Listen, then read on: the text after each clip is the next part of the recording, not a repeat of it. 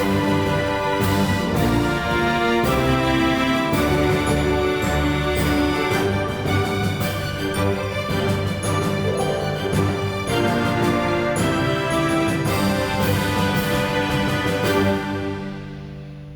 pemirsa, senang sekali saya Dian Mirza dapat menjumpai Anda di Tokoh Kita. Dan di episode kali ini Tokoh Kita akan menghadirkan sosok wanita muda, hebat dan juga inspiratif. Saya lagi ada di rumahnya nih. Ia dulunya adalah seorang jurnalis dan kini ia seorang aktivis dan politikus. Ia juga merupakan seorang putri Presiden Republik Indonesia keempat yang terkenal nyeleneh namun selalu mengedepankan nilai-nilai kemanusiaan dan juga toleransi. Siapa dia? Halo.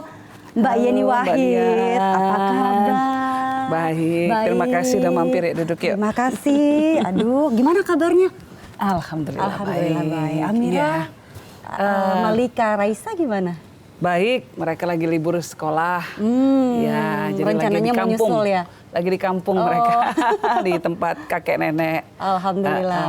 Nah, Mbak Yeni, sebelum kita jauh nih membahas soal dinamika politik saat ini, terus juga isu yang berkaitan dengan negara dan juga bangsa, kita mau tahu dong gimana sih rasanya menjadi seorang anak dan juga cucu seorang ulama besar. Ceritain dong sedikit masa kecilnya Mbak Yeni dan nilai-nilai apa yang ditanamkan Bapak yang sampai sekarang Mbak Yeni tuh berasa gitu. Ya tentunya menyandang atau menjadi bagian dari sebuah keluarga yang mempunyai, yang sampai sekarang alhamdulillah masih dianggap mempunyai nama baik di Indonesia. Tentunya itu adalah sebuah beban tersendiri bagi kami. Namun di satu sisi ada juga berkah yang yang muncul dari sana. Tentu dalam bertindak kita harus sangat berhati-hati karena kita tidak hidup hanya untuk diri sendiri. Kalau salah melangkah, maka yang rusak adalah nama baik para leluhur kita. Jadi tentu ini tanggung jawab besar yang harus kami emban. Dan memang ini membuat membuat rambu-rambu dalam kami melangkah. Sangat membantu dalam melangkah karena kami mengerti bahwa masyarakat pasti akan mungkin dalam tanda kutip menghakimi berdasarkan nama baik leluhur kami. Nilai-nilai apa yang dari leluhur yang Mbak Yeni dan juga almarhum Gus Dur yang ditanamkan ke diri Mbak Yeni dan Mbak Yeni teruskan ke anak-anak? Yang paling utama itu adalah nilai-nilai kebaikan karena prinsip utama yang selalu diajarkan oleh mungkin dari mbah-mbah dulu diturunkan ke anaknya, diturunkan ke anaknya lagi, diturunkan lagi ke anaknya sampai ke kami, itu adalah bahwa kita ini kalau menjadi manusia harus menjadi manusia yang berguna. Berguna bagi sesama, berguna bagi bangsa, berguna bagi negara. Itu yang pertama. Yang kedua, memang kecintaan pada bangsa dan negara itu ditanamkan sejak kecil. Seperti gimana contohnya Mbak? Ya dari kecil memang kami dibesarkan dengan dongeng-dongeng. Kalau anak kecil didongengin mungkin apa ya. Kaguriang gitu ya. Gitu ya. Nah kalau kami memang didongengin tentang kisah-kisah perjuangan dari mbah-mbah kami, Mbah Buyut seperti apa. Iya, Mbah Buyut. Suka? Saya dulu waktu kecil begitu. Oh, oke. Ya, dan ini juga coba kita teruskan ke anak-anak. Anak-anak kita bawa ke makam para leluhur dan mengatakan, "Mbahmu ini begini loh, dulu Indonesia ini dulu dijajah sama penjajah Belanda, Jepang dan lain sebagainya. Mbahmu lalu kemudian berjuang." Itu nilai-nilai ditanamkan dari kecil. Jadi kemudian nilai silaturahmi. Dari kecil memang kita sudah melihat bagaimana orang tua kami membuka pintu untuk banyak orang, masyarakat datang mengeluh, curhat ya. Kalau ada kondisi yang mereka alami dan ketidakadilan dan lain sebagainya, ya datang ke rumah. Jadi kami sudah sangat terbiasa dengan kondisi-kondisi semacam itu. Jadi anak-anak nggak kaget kalau ada tiba-tiba banyak tamu ke rumah gitu ya? Anak-anak ya, namanya masih kecil ya, kadang suka komplain, apalagi kalau saya jalan gitu, kemana kita rame-rame jalan. Banyak yang kenalin. Terus kemudian ada yang mengenalin dan minta foto, mereka komplain, "Mama temennya kebanyakan, Ma." Karena mamanya mereka nggak tahu itu bukan temennya gitu ya, tapi ya udahlah.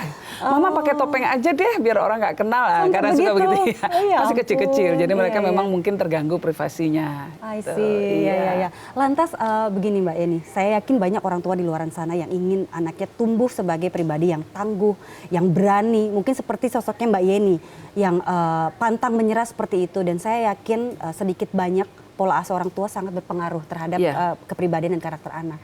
Nah itu lagi kembali apa yang ditanamkan ayah dan ibunya Mbak Yeni, sehingga Mbak Yeni tumbuh sebagai pribadi yang seperti ini. Jadi yang luar biasa adalah pola pengasuhan dari bapak dan mama, manggilnya ya, adalah kita dibiarkan tumbuh berkembang sesuai dengan potensi diri kita masing-masing. Tidak dibatasi, termasuk dalam berpikir, dalam bereksplorasi gagasan dan lain sebagainya. Namun di satu sisi kita tetap harus membumi, ya harus terus mendarat di tanah ibaratnya gitu ya, dan harus memegang nilai-nilai tradisi. Jadi kita diberikan buku itu makanan sehari-hari ya demi untuk memperluas wawasan kita. Buku apa saja dikasih, tapi di sisi lain ya ngaji juga sama. Dan kalau anak kecil dulu kalau nggak mau ngaji dicubit itu ya begitulah biasa deh.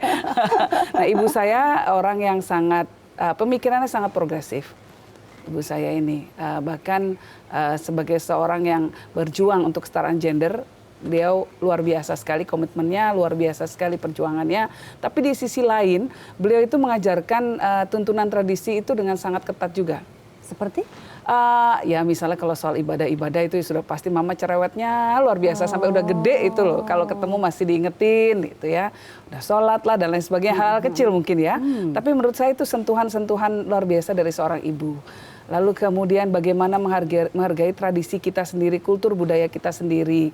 Bagaimana kalau kita, terutama kalau hari raya, kita semuanya pulang kampung nih ke Jombang ya.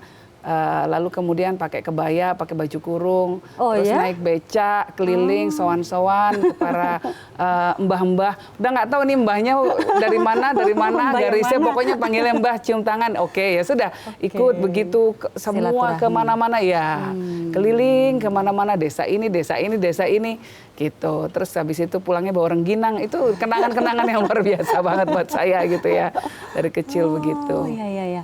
Dan menurut Mbak saat ini, generasi muda tuh di era digital saat ini, era globalisasi, apa sebetulnya yang harus dikedepankan dalam mendidik mereka mungkin?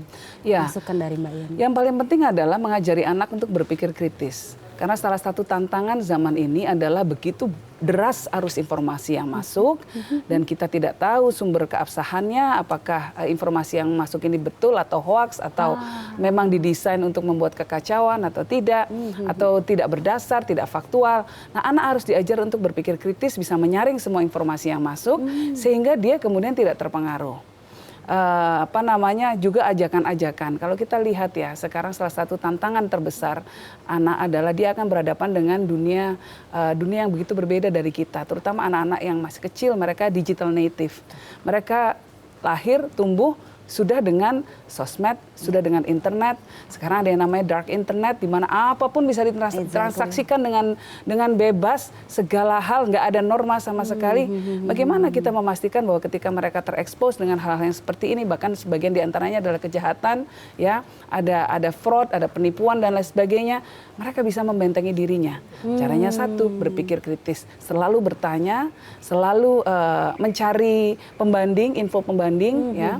Dan intinya tidak menelan mentah-mentah info yang masuk, itu satu. Yang kedua, kita harus membuat hubungan yang sangat dekat dengan anak. Sehingga ketika dia ada keraguan-raguan, dia ada pertanyaan, dia tahu bahwa dia bisa bertanya kepada orang tuanya. Nah, untuk itu orang tua harus mau mendengar. Kalau zaman orang tua saya dulu, orang tua kita, mbak kita, itu sifatnya monolog dari orang tua ke anak. Betul, harus nurut. Kerjain PR harus nurut, udah makan belum, bobo, dan lain sebagainya. Jangan keluar rumah setelah maghrib, gitu-gitulah pola hubungannya. Sekarang tidak bisa. Sekarang kita harus duduk bersama dengan anak dan bertanya, "Nak, kamu ngapain hari ini, Nak? Oh, kamu nonton konten itu di YouTube. Apa menurut kamu isinya?" Nah, menurut Mama ya, Nak, kalau konten kayak gitu tuh nggak terlalu bagus loh. Menurut Mama dia itu isinya keliru. Nah, itu kan harus dialog. Nanti dia akan ngomong, "Enggak kok, Ma, ini bagus kok. Dia terkenal banget. Aku suka sama influencer ini. Dia ini rumahnya di ini. Aku pengen banget pergi ke tempatnya dia. Aku mau ke Korea karena mau ketemu apalah BTS dan lain sebagainya." Dengerin aja. Dengerin dan jadi teman mereka. Itu satu. Tapi di dalam rumah tangga, dalam keluarga juga harus ada yang membuat peraturan. Jadi antara bapak sama ibu itu harus berbagi peran. Yang satu yang membuat peraturan yang bikin gak enak, nggak boleh kamu main di sini, nggak boleh. Tapi ada ibu yang kemudian bilang, "Nggak apa-apa, Mama tuh sebenarnya nggak apa-apa loh kalau kamu begitu." Memang harus mainkan peran itu, mau nggak mau bad cup, good cup, balancing, sehingga anak ada ruang Dia tahu bahwa kalau aku bikin salah, ada tempatku untuk mengekspresikan kesalahanku dan aku nggak dimarahin. Karena membuat kesalahan adalah bagian perjalanan hidup seorang manusia. Gimana caranya ketika dia membuat kesalahan, dia tahu bahwa dia bisa kembali loh ke jalan yang benar, itu kira-kira. Dengan dibimbing dan dibantu oleh orang tuanya. Itu.